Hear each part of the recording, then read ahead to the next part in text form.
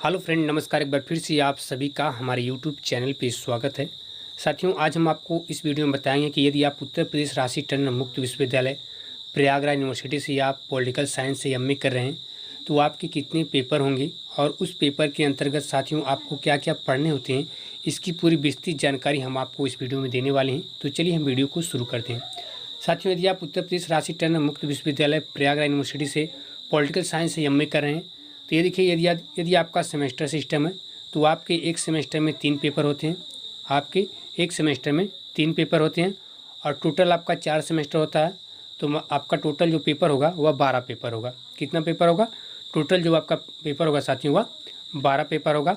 और जो आपका पहला पेपर होगा MAPS 101, इसमें आपको देखिए पाश्चात्य जो राजनीतिक चिंतन का इतिहास है, प्लेटो से बर्क तक, ये आपको अध्ययन करना होगा। यहाँ देखिए आपको दिया गया है खंड 1 में सबसे पहले आपको यूनानी राजनीतिक जो दर्शन है इसके बारे में आपको पढ़ना है, इकाई 1 से लेकर इकाई 4 तक। उसके बाद खंड 2 में साथियों आपको रोमन एवं मध्ययुगीन जो राजनीतिक चिंतन है इसके बारे में आपको साथियों पढ़ना होगा। ये भी आपको पढ़ना होगा इकाई 5 से लेकर इकाई 10 तक। फिर खंड 3 में साथियों आपको आधुनिक जो राजनीतिक चिंतन का प्रारंभ है इसके बारे में आपको पढ़ना होगा। ये आपको जो पढ़ना है साथियों, ये आपको इकाई 11 से लेकर इकाई 14 तक पढ़ना है। फिर खंड 4 में आपको जो सामाजिक संविदावादियों का राजनीतिक चिंतन है इसके बारे में आपको पढ़ना है, इकाई 15 से लेकर इकाई 17 का। खंड 5 में साथियों आपको बुद्धिवाद के जो विरुद्ध प्रतिक्रिया है इसके बारे में आपको विस्तृत जानकारी अध्ययन करना है, वो भी इकाई 18 से लेकर इकाई 20 तक। ये साथियों आपको पॉलिटिकल साइंस का जो फर्स्ट सेमेस्टर का जो प्रथम पेपर है उसके अंतर्गत आपको पढ़ना है। उसके बाद साथियों आपका दूसरा पेपर आ जाता है MAPS 102। इसमें साथियों आपको जो प्राचीन भारतीय राजनीतिक चिंतन है इसके बारे में आपको विस्तृत जानकारी अध्ययन करना है। जैसे खंड 1 में आपको दिया प्राचीन भारतीय राजनीतिक चिंतन के अध्ययन के विभिन्न उपागम के बारे में आपको पढ़ना है, इकाई 1 से लेकर 4 तक। खंड 2 में साथियों आपको जो मनुस्मृति में प्रतिपादित राजनीतिक एवं सामाजिक सिद्धांत है इसके बारे में आपको पढ़ना है साथियों, इकाई 5 से लेकर इकाई 8 तक आपको पढ़ना है। फिर खंड 3 में आपको महाभारत में वर्णित राजनीतिक विचार एवं संस्थाओं के बारे में आपको पढ़ना है, इकाई 9 से लेकर इकाई 12 तक। उसके बाद खंड 4 में आपको जो कौटिल्य रचित अर्थशास्त्र है इसके बारे में साथियों आपको पढ़ना है, इकाई 13 से लेकर आपको इकाई 16 तक ही आपको पढ़ना है। फिर खंड 5 में आपको जो शुक्र नीति एवं कामंदक नीति सार है इसके बारे में आपको पढ़ना है, इकाई 17 से लेकर इकाई 20 तक। ये आपको MA पॉलिटिकल साइंस का जो सेकंड पेपर है उसके अंतर्गत आपको पढ़ना है। फिर साथियों आपका जाता है तीसरा पेपर। तीसरे पेपर के अंतर्गत आपको जो तुलनात्मक राजनीति है इसके बारे में आपको पढ़ना। सबसे पहले आपको खंड 1 में तुलनात्मक राजनीति की जो अवधारणा एवं उपागम है इसके बारे में आपको पढ़ना, इकाई 1 से लेकर 4 तक। खंड 2 में आपको राजनीतिक जो विश्लेषण के उपागम है इसके बारे में आपको पढ़ना, इकाई 5 से लेकर इकाई 7 तक। खंड 3 में साथियों आपको शासन के रूप पढ़ना है, इकाई 8 से लेकर इकाई 13 तक। उसके बाद खंड 4 में आपको क्या पढ़ना है? खंड 4 में साथियों आपको राजनीतिक प्रतिक्रियाओं के बारे में पढ़ना, इकाई 14 से लेकर इकाई 16 तक। खंड 5 में आपको राजनीतिक जो संस्थाएं एवं संरचनाएं हैं उसके बारे में आपको पढ़ना, इकाई 17 से लेकर इकाई 20 तक। फिर साथियों आपको अगला पेपर आ जाता है। अगला पेपर जो आपका है चौथा पेपर, लोक प्रशासन। इसमें आपको सबसे पहले खंड 1 में लोक प्रशासन का विकास के बारे में पढ़ना, इकाई 1 से लेकर 3 तक। खंड 2 में आपको नवीन लोक प्रशासन के विभिन्न जो सिद्धांत हैं इसके बारे में आपको विस्तृत जानकारी अध्ययन करना है, इकाई 4 से लेकर इकाई 9 तक। फिर खंड 3 में आपको लोक प्रशासन के सिद्धांत के बारे में आपको पढ़ना है, इकाई 10 से लेकर इकाई 12 तक आपको पढ़ना है। फिर खंड 4 में आपको जो विकास प्रशासन है इसके बारे में आपको पढ़ना है, इकाई 13 से लेकर इकाई 15 तक। खंड 5 में आपको जो प्रशासन पर नियंत्रण है इसके बारे में आपको पढ़ना है, इकाई 16 से लेकर इकाई 21 तक। ठीक है, ये आपको विस्तृत जानकारी अध्ययन करना है। फिर आपका अगला पेपर आ जाता है, यानी 5वां पेपर आपका जाता है। जो आपका 5वां पेपर साथियों, पाश्चात्य राजनीतिक चिंतन का इतिहास, बेंथम से माओ तक। सबसे पहले आपको खंड 1 में उपयोगितावाद और वैज्ञानिक उदारवाद के बारे में आपको पढ़ना, इकाई 1 से लेकर इकाई 4 तक। खंड 2 में आपको प्रत्ययवादी दार्शनिक के बारे में आपको पढ़ना, इकाई 5 से लेकर इकाई 8 तक।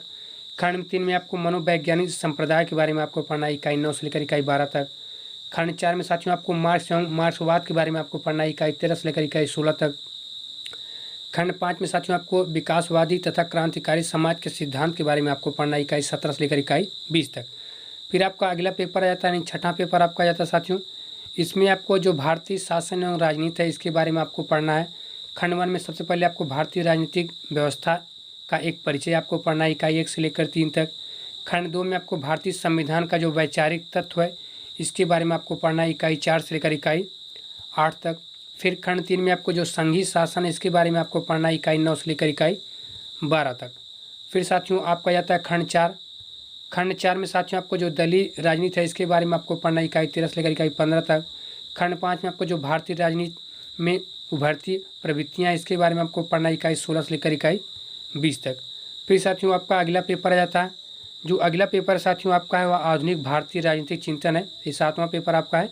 इसमें आपको सबसे पहले खंड 1 में भारतीय पुनर्जागरण और उदारवादी दृष्टिकोण के बारे में आपको पढ़ना है, इकाई 1 से लेकर 3 तक। खंड 2 में आपको आदर्शवादी दृष्टिकोण के बारे में आपको पढ़ना है, इकाई 4 से लेकर इकाई 6 तक। फिर आपका आ जाता है खंड 3। खंड 3 में साथियों आपको समाजवादी एवं साम्यवादी चिंतन के बारे में आपको पढ़ना है, इकाई 7 से लेकर इकाई 10 तक।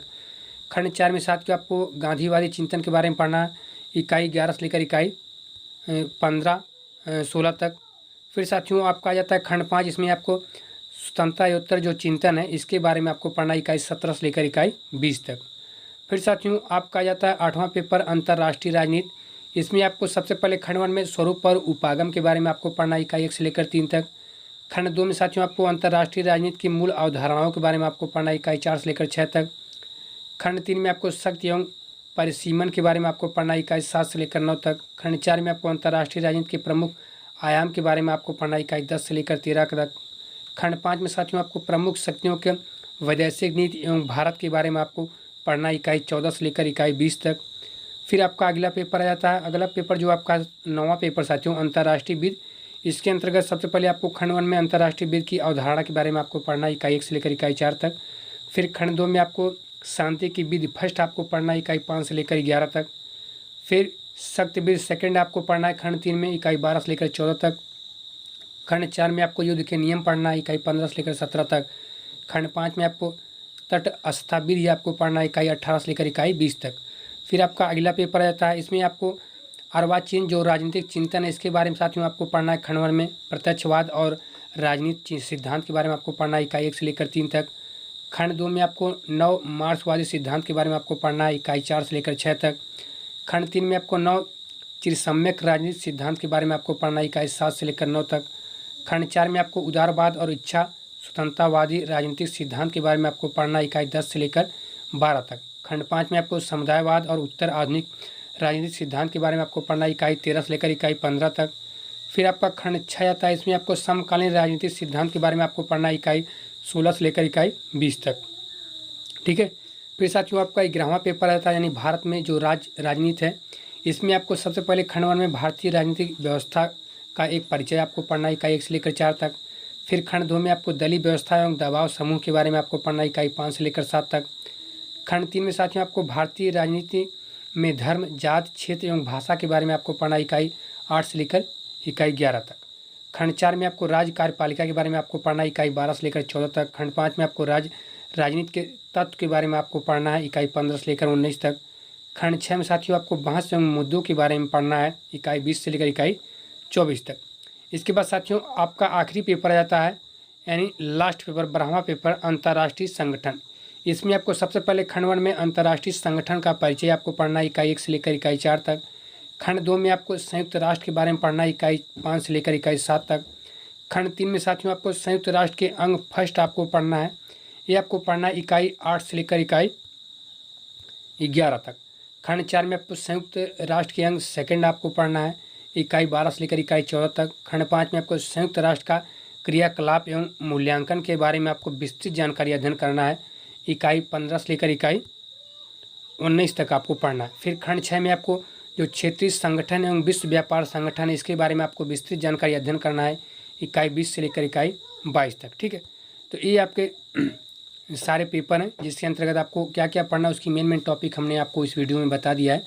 तो यदि आप यूपीआरटीओ से पॉलिटिकल साइंस से एमए कर रहे हैं साथियों, तो टोटल जो आपके पेपर होंगे, टोटल आपके 12 पेपर होंगे और एक पेपर के अंतर्गत आपको क्या क्या पढ़ना होगा इसकी पूरी विस्तृत जानकारी हमने आपको इस वीडियो में बता दिया है। तो यदि आपको हमारी यह छोटी सी जानकारी आपको अच्छी लगी, पसंद आई, तो आप हमारे वीडियो को ज़्यादा से ज़्यादा लाइक और शेयर जरूर कीजिए। और साथियों यदि आप हमारे चैनल पर नए तो हमारे चैनल को सब्सक्राइब कर ले, क्योंकि हम उत्तर प्रदेश रांची टंडन मुक्त विश्वविद्यालय प्रयागराज यूनिवर्सिटी से रिलेटेड हमने अपडेट नई जानकारी आप तक पहुँचाते रहते हैं। तो फिलहाल इस वीडियो में इतना ही साथियों, नमस्कार।